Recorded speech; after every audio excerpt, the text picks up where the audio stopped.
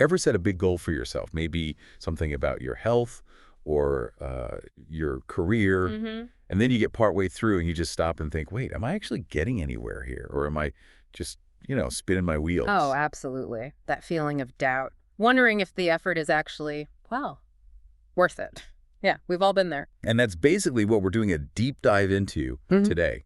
How businesses answer that exact question when they're going through these massive, sometimes really tough changes. Right. We're talking about business transformation. Yeah, and specifically, we want to look at the power of something called key performance indicators, Yeah. KPIs, how they make these transformations, actually work. Our mission here is really to unpack why looking at this stuff, evaluating transformation, isn't just a nice to have. It's frankly non-negotiable. Okay. We'll get into what KPIs are, and then we'll walk through a pretty fascinating real-world case. The ups and downs of the retail giant, Myer. Yes, Myer. They tried multiple times to turn things around, and their story just perfectly shows why these metrics are so critical. It's definitely not always a straight path. Expect some twists. Okay, so starting with that feeling of uncertainty then, how do businesses measure success when they're fundamentally changing? Why are KPIs just so essential? Well, they're the bedrock, really. A business absolutely has to review its key performance indicators. It's how they evaluate if a transformation has worked. Right. Without them, you're flying blind. You just don't know if the change was worthwhile or maybe if you need to tweak things further. It's how management gets that clear, data-driven view. So you know if you've actually changed or just shuffled deck chairs. Exactly. Without that evaluation, you can't really say you've And transformed. business transformation itself, that's not just like updating the website, is it? It's bigger than that. Oh, much bigger. Think fundamental shifts, Hmm. company-wide sometimes. Changes in how you operate, your strategy, tech, maybe even culture. It's all designed to significantly boost performance or, adapt to huge market shifts. Not just minor tweaks. It's more like a complete overhaul. And these KPIs, they're not just random numbers you pick. Yeah. They have to link back to the goals. Precisely. Your KPIs have got to directly reflect the business objectives. What are you trying to achieve? Makes sense. And ideally, you're thinking about these measurements during the planning phase, before you even start taking action. Right. Not just at the very end. No, definitely not. You should be checking them frequently, especially at key milestones or steps in the change. It gives you early warnings, allows you to course correct. And I find it interesting how flexible they are. KPIs aren't just for the whole company's profit number, are they? No, far from it. You can use them for the whole business, sure, but you can also drill down into specific areas, management responsibilities, specific teams. Even individuals? Yeah, potentially right down to employees. So, like, if a factory adopts lean production methods, well, they might track productivity growth rate, or maybe the level of waste. Those would be key KPIs for that specific change. Or in HR. Right. Maybe a new policy comes in. You'd look at things like staff absenteeism rates, maybe staff turnover. Those become your crucial KPIs there. So big picture or tiny detail, you need those measurable results. Absolutely. And some are particularly important, of course.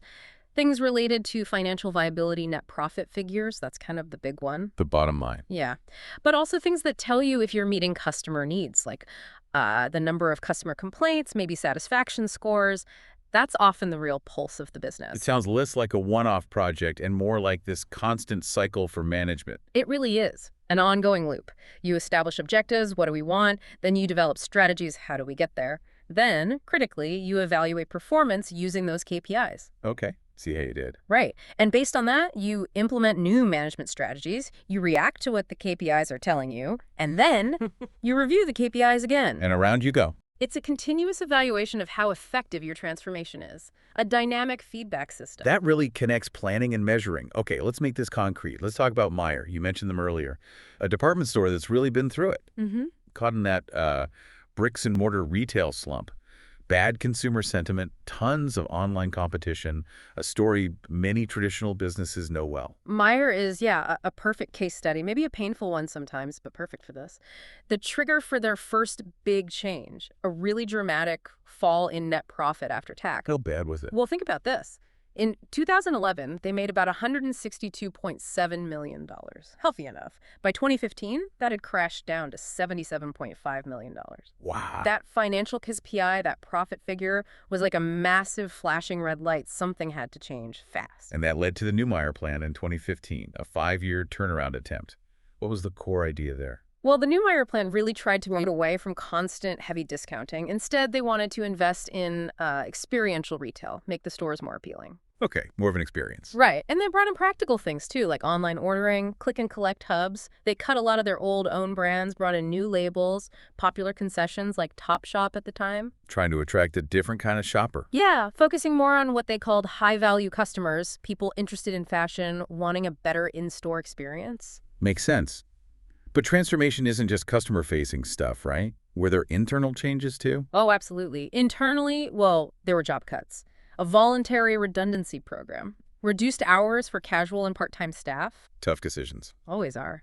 But it wasn't just cuts. They also focused on improving customer service, especially in their big flagship or premium stores, and staff training, trying to boost productivity and that customer service aspect. And all these moves were basically responses to those falling KPIs, sales, profit. Directly. And introducing tech like click and collect was explicitly aimed at improving things like accessibility, productivity, and, yeah, hopefully sales. So the big question then, after all that effort with Myer, did it work?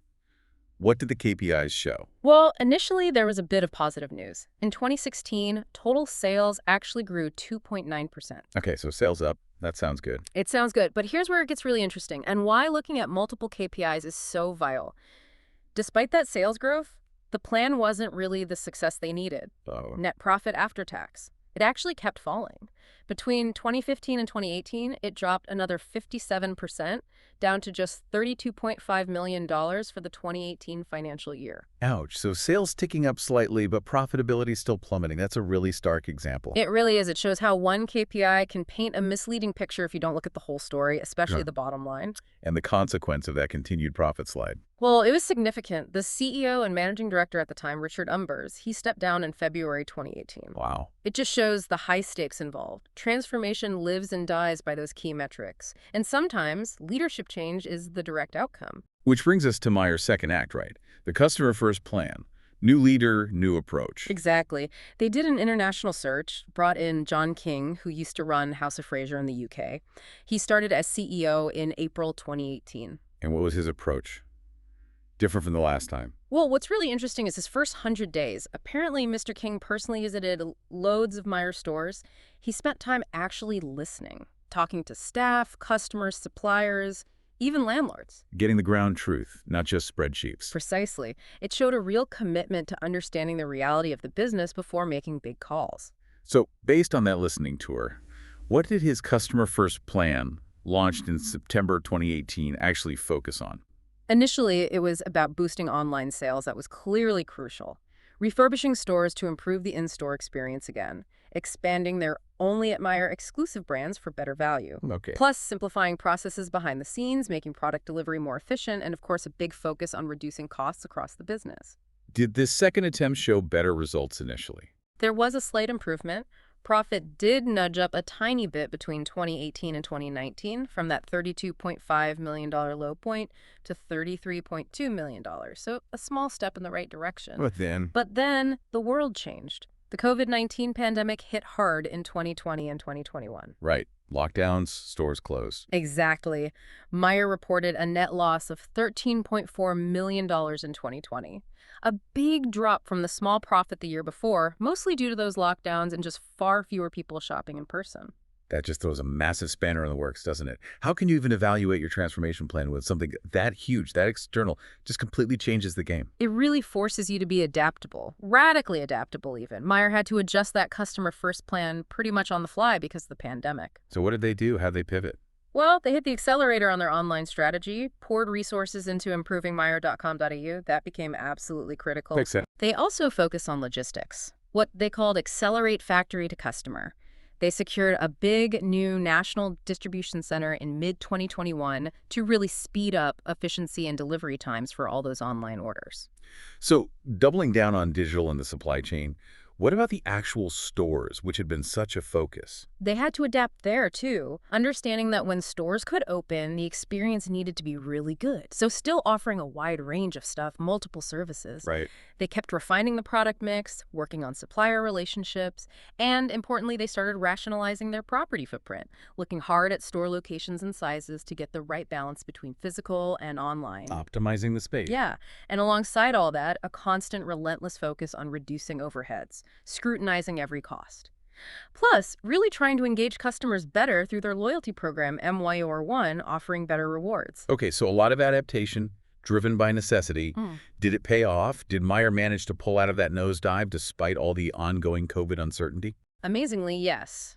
In 2021, despite all the challenges, more lockdowns, closures, travel bans, their sales actually lifted 5.5% to over $2.6 billion. Okay, sales up again? But what about profit this time? That was the crucial part. Myer achieved a net profit of $51.7 million for 2021. Wow, from a $13 million loss the year before. Exactly. A huge turnaround from deep in the red back to solid black, all while navigating the pandemic. That must have felt like a massive validation for the Customer First plan and its ability to adapt. What did the CEO, John King, say? He was pretty clear. He said their significantly improved FY21 results demonstrated the Customer First plan is getting real traction, proof that the strategy, especially the adapted strategy, was working. And did that positive momentum keep going? It seems so. Fast forward to their half-year results in March 2022. Sales growth continued, up 8.5% to over $1.5 billion, and net profit jumped again, up 55% to $32.3 million for the half. That's impressive consistency? And perhaps the clearest signal of confidence. Myer paid a dividend to shareholders for the first time since 2017. That's a big positive sign for the market. Right. Shows they believe the recovery is sustainable. Yeah, King basically said the results showed the strength and resilience of the business, providing continued momentum for future growth. What a roller coaster story for them. It really shows how KPIs weren't just for finding the initial problem, but for guiding them through multiple attempts, forcing adaptation, and then finally validating the turnaround. It absolutely does. It really hammers home those two key lessons, doesn't it? First, KPIs are like your compass. They drive change, show you where you need to go. And second, you have to keep looking at them after the change, relentlessly, to see if it actually worked and to be ready to adapt if it didn't or if the world changes around you. Meyer's story shows it's almost never a simple, straight line. So thinking about the listener now, what does all this mean for you? Whether it's something personal like a health goal or learning a new skill or maybe a challenge at work, understanding how to set clear goals, figure out how to measure your progress, finding your own KPIs, basically, and then being willing to adjust based on what those measurements tell you.